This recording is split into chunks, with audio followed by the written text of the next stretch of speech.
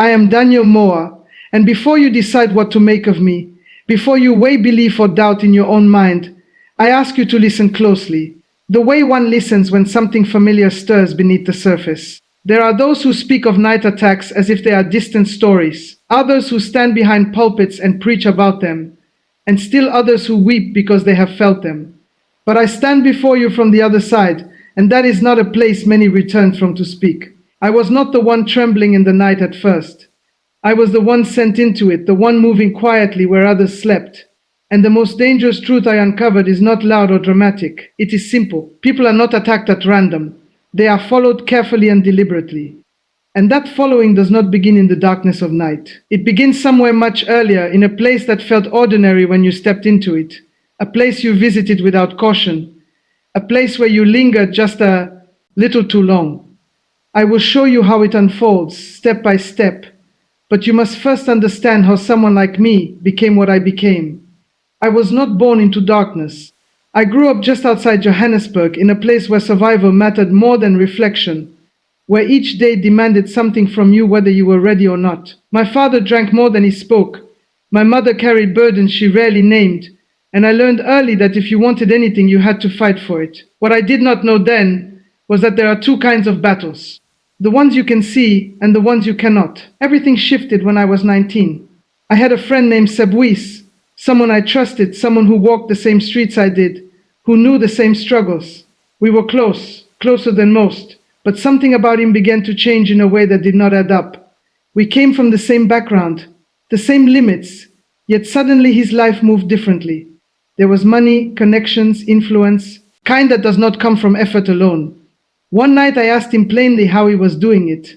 He laughed, but it was not the kind of laughter that puts you at ease. Then he said something that stayed with me, something that seemed small at the time.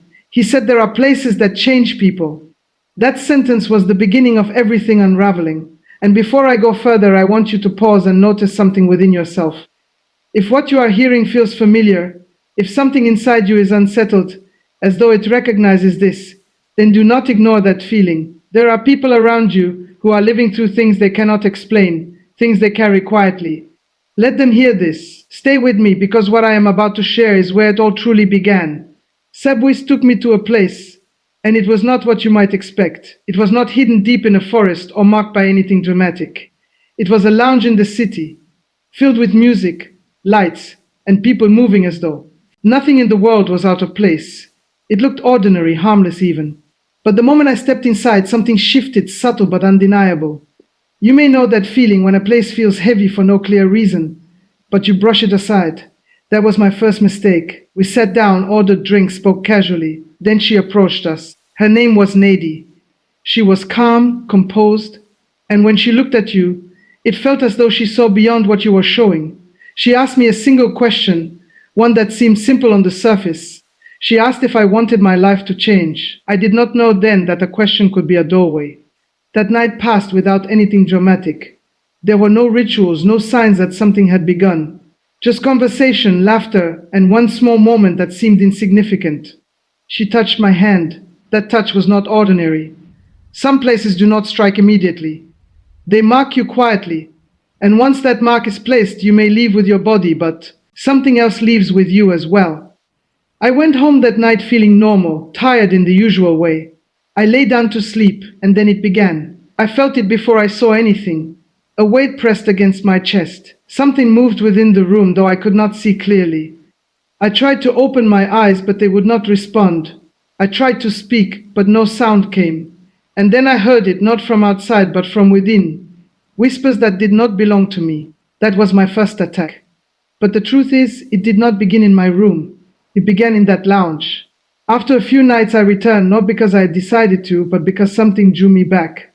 This is another truth people often misunderstand. Once you are marked, returning becomes easier. It feels almost natural. That is how the hold deepens. When I arrived, Nadi welcomed me as though she had been expecting me all along. That night she began to explain what I had stepped into. She said there are places that gather people, not physically, but in a way that reaches beyond what you can see. Then she told me something that stayed with me. Everyone who comes here leaves something behind, even if they do not realize it. And that something becomes a way to follow them. When you enter certain places, you do more than sit and talk. You interact, you connect, you touch. You open small doors without knowing it. Each of those moments creates a link, and once that link exists, following becomes easy. There is no need for an address when the connection itself becomes the path. That is how they appear in dreams. That is how they enter the night. I was trained after that, given assignments that at the time felt like tasks, but each one revealed how deeply this worked. The first involved a young woman who had visited the lounge once, carefree and open, speaking without caution, allowing interactions without thought. She was marked. That same night we went to her, and within weeks her life began to unravel. Depression came, confusion followed, and her nights were filled with things she could not explain. She never traced it back to that place.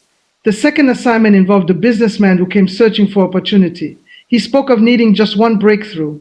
That was all it took. He was marked, and while his finances improved, his peace disappeared.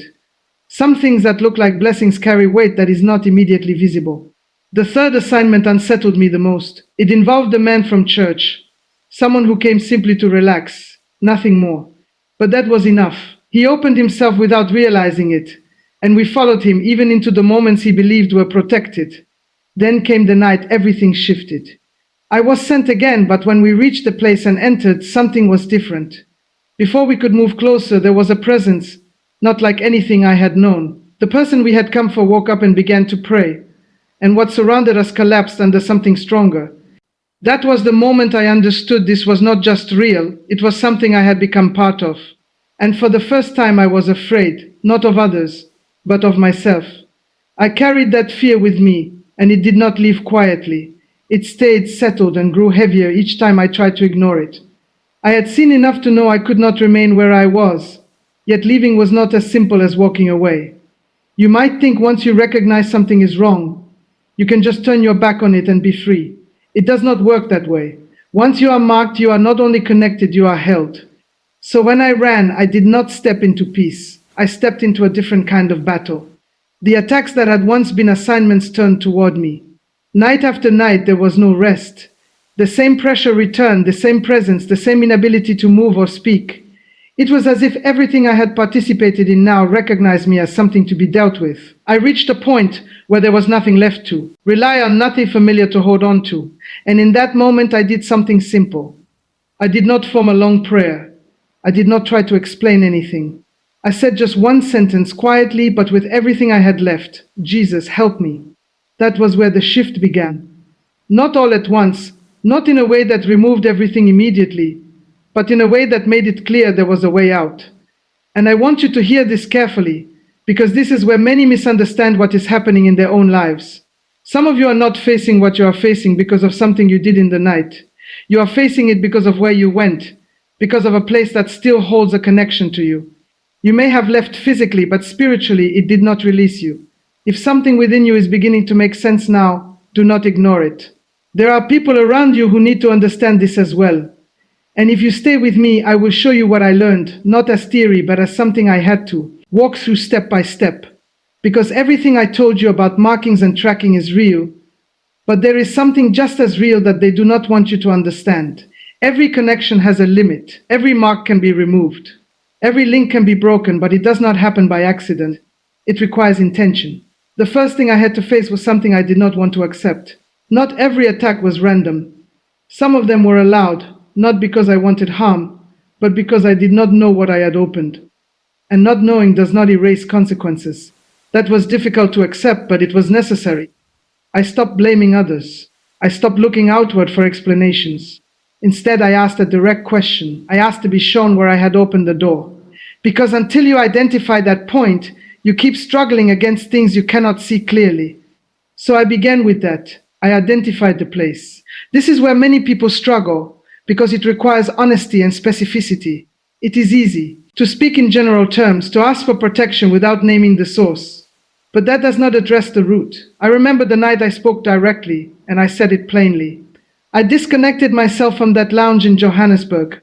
I broke every link that had been formed there. I cancelled every mark that came from that environment. As I spoke, I could feel resistance, as though something did not want to be confronted directly. But that is what happens when you name the source. You bring the root into the open. Some of you already know the place connected to what you are facing. It may not look unusual on the surface. It could be a hotel, a gathering, someone's home, a relationship, somewhere you remember clearly even now. That place matters more than you think, and it is where you begin.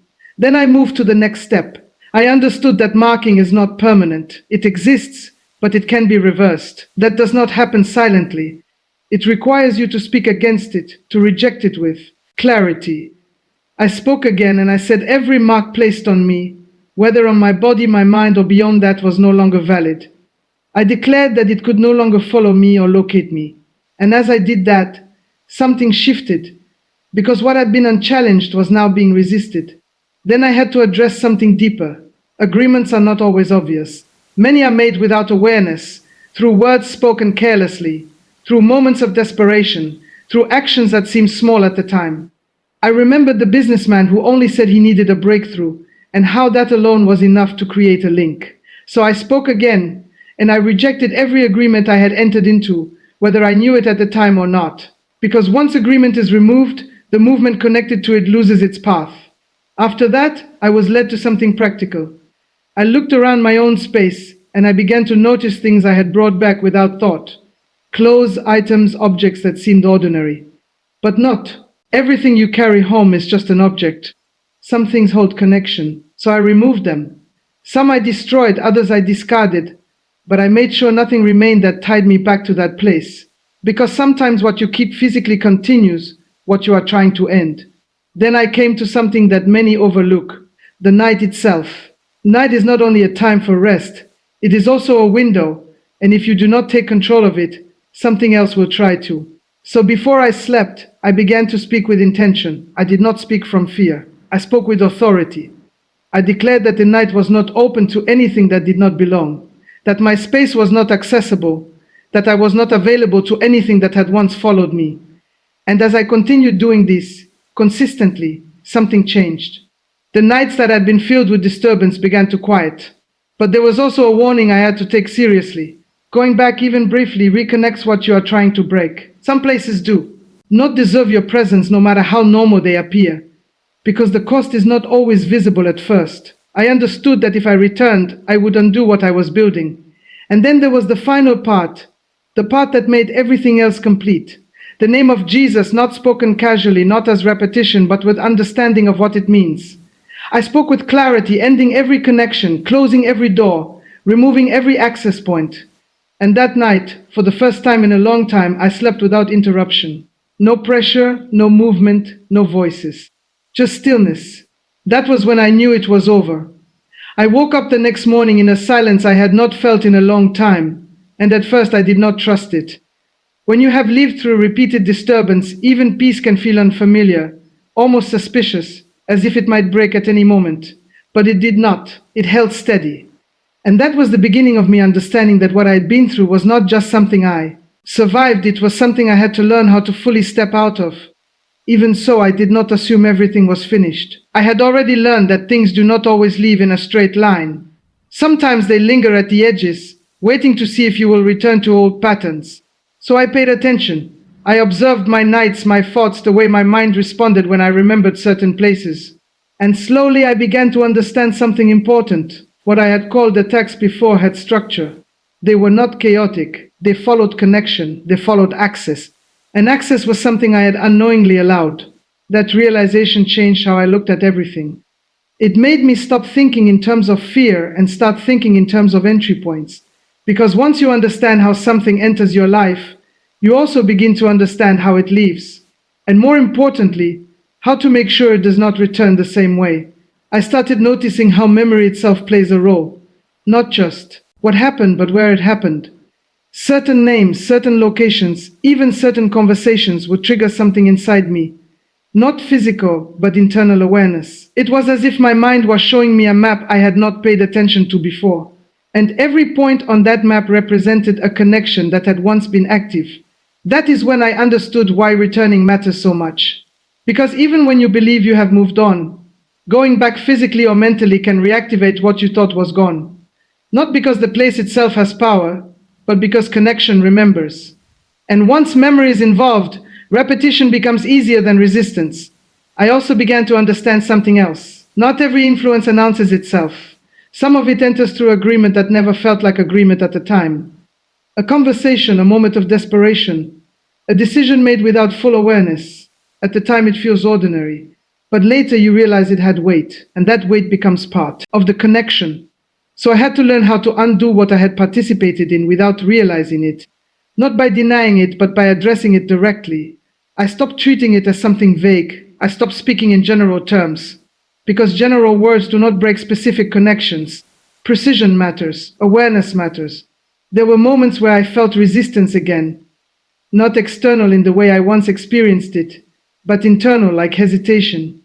The kind that comes when you are confronting something your mind is used to accepting as normal. But I had already decided I was not going to live inside confusion anymore. If something had a beginning, it also had a point where it could be ended. And slowly I began to see the difference between fear and awareness. Fear keeps you reactive.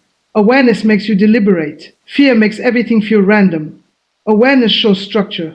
And once structure is visible, you are no longer guessing. You are responding with understanding. There was also something I had to accept about myself. I was not just a victim of what happened. I had been part of the system that allowed it to function. That was not easy to admit, but it was necessary. Because without that honesty, I would have kept placing responsibility in the wrong direction. And when responsibility is misplaced, correction becomes impossible. I started paying attention to what I allowed into my environment, not just physically, but mentally. What I listened to, what I revisited in thought, what I kept emotionally attached to. Because connection is not always external. Sometimes it continues through attention. And attention is a form of agreement when it is not controlled. Over time, things that once felt overwhelming began to lose intensity, not because they disappeared instantly, but because I stopped feeding the conditions that allowed them to continue. That is something I want you to understand clearly. Not everything ends because it is forced to end. Some things end because the conditions that sustain them are removed. Still, I remained careful. I did not assume permanence too quickly. I had learned that stability must be observed over time, not assumed in a single moment of relief. So I watched my life return to balance gradually, and I did not rush to label it as complete. Because real change does not need declaration, it becomes visible through consistency. And in that consistency, I began to recognize something deeper. What I had gone through was not only about fear or attack or escape, it was about understanding how influence works when it is not seen clearly. It is about how environments shape outcomes, how connection forms quietly, and how awareness becomes the point where everything begins to shift. I no longer saw myself the same way I did at the beginning of this story. Not because I became something else, but because I finally understood what had been happening around me without my full awareness. And once you see that clearly, cannot fully return to ignorance. That is where I was when everything started to settle. After that point, I did not rush into thinking everything would stay perfect without effort. I had already seen how quickly things can shift when attention is not placed carefully. So I stayed aware of how life responds over time rather than reacting to single moments. I began to understand that stability is not something you declare once and forget. It is something you maintain by what you continue to allow and what you continue to reject. In practical terms, that meant I kept my focus on consistency. I did not go back to old environments, not physically and not mentally. Even memory has a way of pulling you back if you entertain it without caution. So when certain thoughts came, I did not engage them the way I used to. I simply recognized them and let them pass. That sounds simple, but it is not always easy when something once had emotional weight. I also paid attention to patterns in my surroundings. Not because I expected something to happen at every moment, but because I had learned that awareness prevents repetition. When you are no longer ignoring details, you begin to notice how life feels different when certain influences are removed. There is a kind of quiet that starts to form, and at first you do not fully trust it, but over time you learn it is not temporary. I stopped treating every unusual feeling as something to fear. That was another important change. Earlier, everything felt like a signal of something coming against me, but later I realized that not every internal shift is external interference. Some of it is simply your mind adjusting to a new state of life. If you misread everything as attack, you stay in a constant state of tension, and that itself becomes its own problem. So I learned to separate awareness from fear. Awareness observes, fear assumes. Awareness looks for understanding. Fear looks for danger everywhere. Once I understood that difference, I stopped reacting to everything with the same intensity. I became more measured, more grounded in how I interpreted what I was experiencing. There were still moments when old memories would surface, especially connected to that place in Johannesburg or the people involved. But instead of treating those memories as openings, I treated them as reminders of what I had already moved through. That distinction mattered, because if you treat memory as an entry point, it becomes one. But if you treat it as something already resolved, it loses its influence over time. I also became more conscious of how easily people can step into situations without realizing the weight of where they are. That understanding changed how I view environments in general, not in a paranoid way, but in a careful way. Because I had seen how something that looks ordinary on the surface can still carry unseen connections underneath. And I began to understand that many people never question the starting point of their struggles. They see the effects but not the entry. They focus on what is happening now without tracing where access was first created. That was something I had to learn through experience, not theory. Over time, my nights remained steady. What once felt unpredictable became consistent. I would lie down without the same sense of tension that used to follow me. It did not feel forced. It felt like something had been properly closed, not temporarily suppressed. And that distinction is important, because suppression still holds pressure underneath, while closure allows rest. There was also a deeper internal shift that happened gradually. I stopped defining myself by what I went through. At the beginning, everything I thought about myself was connected to the experience. But later I realized that while it shaped me, it did not have to define me permanently. What matters more is what you understand after the experience, not just what you endured during it. I also became more careful about what I spoke over my own life. Words carry direction even when spoken casually. I learned that repetition of certain statements, even in frustration or desperation, can reinforce the very mindset you are trying to escape. So I became intentional about what I allowed myself to say, especially when I was alone. As time passed, I noticed something else. The urgency I once felt began to fade. Not because I stopped caring, but because I stopped living in reaction. When you are no longer reacting constantly, your mind clears in a way that allows better judgment. And in that clarity, you begin to see how much of your earlier fear was tied to lack of understanding. I want to be clear about something here. I am not saying everything disappears instantly or that there are no longer challenges in life. What I am describing is a change in how influence operates when you are no longer unknowingly connected to what once held you. There is a difference between ongoing struggle and residual connection, and recognizing that difference changes how you respond to life. Eventually, I reached a point where I could look back at everything without feeling pulled back into it. That is when I understood that what had once felt like something controlling my life was no longer active over me, not because I fought it with emotion, but because I removed its place of access and stopped participating in its structure. And I also understood something final about my experience. The most important change was not what I escaped from, but what I learned to no longer return to, even in thought. Because true separation is not only physical, it is also internal. It is the decision not to reopen what you have already closed. So when I speak to you now, I am not speaking from fear, and I am not speaking from confusion. I am speaking from understanding. I have seen how it begins, how it grows through unnoticed connection, and how it can be interrupted when awareness replaces ignorance. And if there is one thing I want to leave with you, it is this. Pay attention to where things begin in your life, not just where they show up, but where they started. Because once you understand the beginning, you also begin to understand how to end it properly. After everything I had gone through, there was a point where I stopped looking for dramatic signs of change and started paying attention to something simpler, whether my life was actually stable in practice, not in theory, not in moments of relief, but in the ordinary flow of days and nights. Because that is where real confirmation shows itself, not in intensity, but in consistency. I began to notice that the fear I once lived with no longer had the same grip. It was not that I forgot what happened, it is that it no longer dictated how I interpreted everything around me. That shift did not come from ignoring the past, but from understanding it clearly enough that it no longer controlled my reactions. Something fully, it loses its power to confuse you. Even so, I stayed careful with what I allowed back into my awareness. Because I learned something important through all of this. that what you reconnect with mentally can sometimes reopen what you thought was closed. Not because it has authority over you, but because attention can rebuild connection if you are not intentional about it. So I stayed disciplined with my thoughts, not in fear, but in clarity. There were moments when I reflected on how easily everything began in the first place, how something that looked normal, something that did not appear dangerous, became the entry point for everything that followed. That realization stayed with me, because it showed me that most of what people struggle with is not always sudden, it is gradual. It builds through small permissions, small moments of openness that are not recognized at the time. And I understood why awareness matters so much. Not awareness filled with fear, but awareness that observes patterns before they become problems. When you can see the beginning of something clearly, you are no longer trapped in confusion about its outcome. You can respond earlier, not later.